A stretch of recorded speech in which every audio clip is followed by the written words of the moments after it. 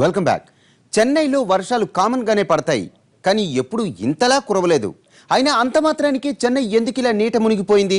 ఓ పక్క పెద్ద సముద్రం, మరో పక్క కూవం, అడయార్ నదులు, పదుల సంఖ్యలో జలాశయాలు, అంతకు మించి వందల చెరువులు ఉన్న చెన్నై ఎందుకిలా వారం రోజులుగా నీటిలో నాంతోంది?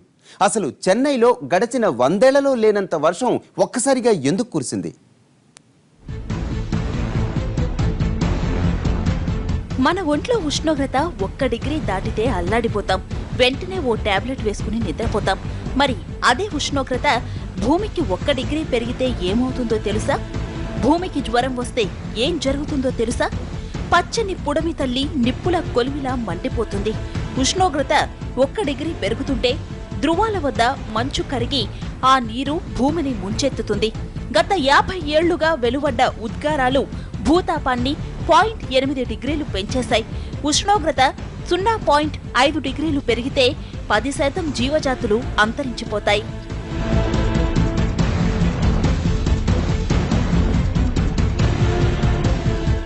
ఇదే వేడి ఇకపైన కొనసాగితే సముద్ర మట్టాలు 26 సెంటీమీటర్ల నుంచి 82 సెంటీమీటర్లకు పెరిగిపోతాయి.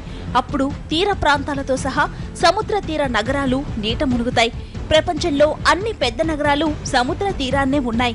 Sydney, New York, Mumbai, Dubai, Canberra, Rio de Janeiro ఇలా చాలా నగరాలు సాగర తీరాన్నే భాసిల్లాయి.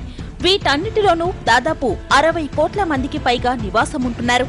ఇక సముద్ర తీర ప్రాంతాల్లో అయితే ఏకంగా 160 కోట్ల మంది నివాసముంటున్నారు. సముద్ర మట్టాలు పొంగితే వీళ్ళందరికీ ముప్పే.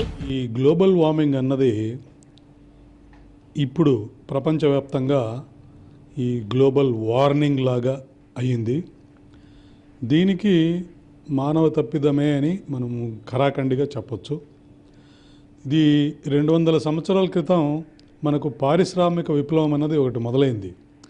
ఆ పారిశ్రామిక విప్లవంతో మనకున్న ఖనిజ సంపదని, తర్వాత మనకున్న బొగ్గు నిల్వలని మండించి వీటితో విద్యుత్ ఉత్పత్తి, తర్వాత విద్యుత్ వినియోగం వల్ల కార్బన్ డయాక్సైడ్ ఎక్కువగా పెరిగిపోయింది. గాలిలో కార్బన్ డయాక్సైడ్ శాతము 0.03 మాత్రమే ఉంది. కానీ అది ఇప్పుడు 0.039 అంటే పెరగడం వల్ల మనకు టెంపరేచర్లు 0.69 అంటే రమారమి 0.7 దాకా పెరిగింది. ఈ ప్రకృతిలో, ఈ ప్రపంచంలో మనము ఒక భాగమే. అన్ని జీవులు అనాదిగా ప్రకృతి నియమానుసారమే మనుగడ సాగిస్తున్నాయి. కానీ మానవుడు మాత్రం ఆ ప్రకృతి నియమాల్ని వక్రీకరించి అడుగులేస్తూ వస్తున్నాడు.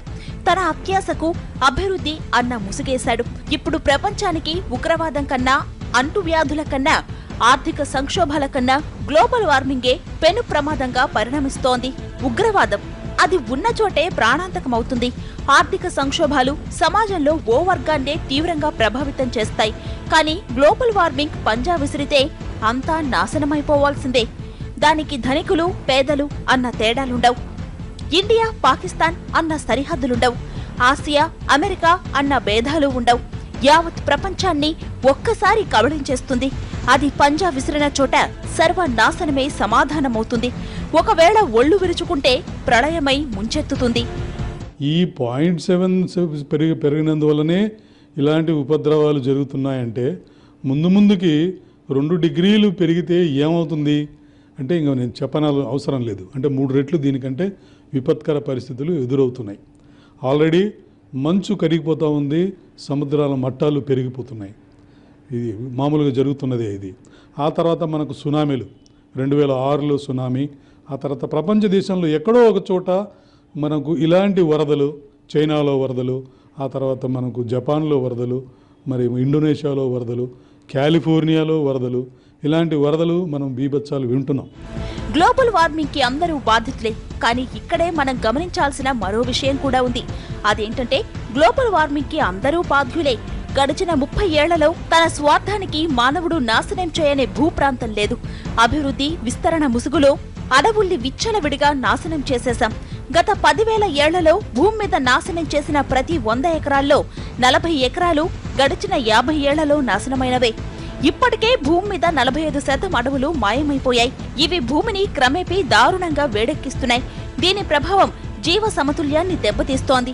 2 తెలుగు రాష్ట్రాల్లో ఒకప్పుడు 33% దట్టమైన అడవులుంటే ఇప్పుడు వాటి సంఖ్య 11% పడిపోయింది.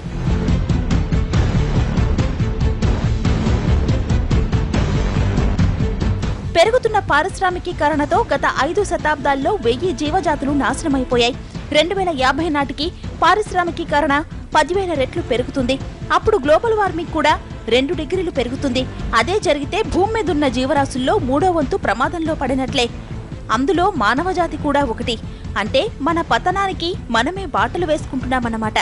అందుకే ఇప్పుడు ఆ భూతాపాన్ని 2 డిగ్రీల లోపు ఉంచేందుకు ప్రపంచ దేశాలన్నీ తర్జన భర్జనలు పడుతున్నాయి. ముంచుకొస్తున్న ప్రమాదాన్ని ముందే తప్పించుకోవాలని ఆరాటపడుతున్నాయి.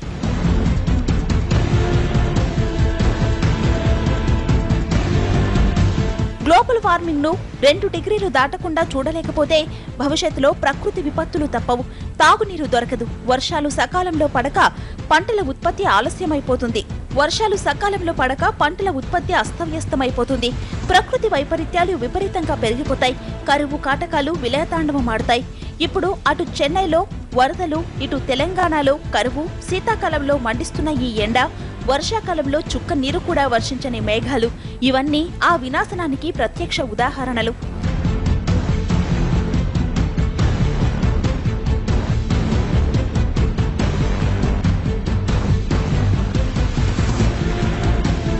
ఇలా అభివృద్ధి కోసం పర్యావరణాన్ని అందరూ నాశనం చేసుకుంటూ వెళుతున్నారు. ఒక రాష్ట్రాన్ని చూసి మరో రాష్ట్రం, ఒక దేశాన్ని చూసి మరో దేశం ఆధిపత్య ధోరణి కోసం, అగ్రరాజ్యంగా ఎదగటం కోసం ఇలా ప్రకృతిని సర్వనాశనం చేసుకుంటూ వెళుతున్నారు. ఇది ఒక్క అమెరికా సమస్య, ఆస్ట్రేలియా సమస్య కాదు. ఎవరికెవరు పట్టించుకోకుండా వదిలేయటానికి ఇది ప్రతి ఒక్కరి సమస్య. ముఖ్యంగా అమెరికా 30% ఈ కార్బన్ ఉద్గారాలను వదులుతున్న దేశం అదే. తర్వాత చైనా దగ్గర 16-17% అది వదులుతుంది. మనం వదులుతున్నది ఓన్లీ 2.5%. కానీ మనం దీనికి ఎఫెక్ట్ ఎక్కువ అవుతున్నది మనమే. ఇది ముఖ్యమైన ప్రాబ్లం. ఇది మన దేశంలో చేసుకున్న ప్రాబ్లం మనకే చూస్తే సరిపోతుంది. కానీ ప్రపంచ దేశంలో ఎక్కడో చేసిన వాళ్ళ పాపాల వల్ల మనం బలైపోతున్నాం.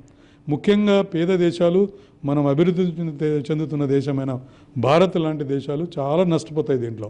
ప్రతి ఒక్కరూ దీనికి బాధితులుగా మిగిలిపోకూడదంటే అందరూ పరిష్కారంలో భాగస్వాములవ్వాల్సిన సమస్య. భూమి మీద 90% దేశాలు పర్యావరణాన్ని కాపాడుతూ మిగిలిన 10 దేశాలు హద్దుమీరినా దాని పర్యవసానాలు ప్రపంచమంతా అనుభవించాల్సిందే. స్టోరీ బోర్డులో మరో షార్ట్ బ్రేక్.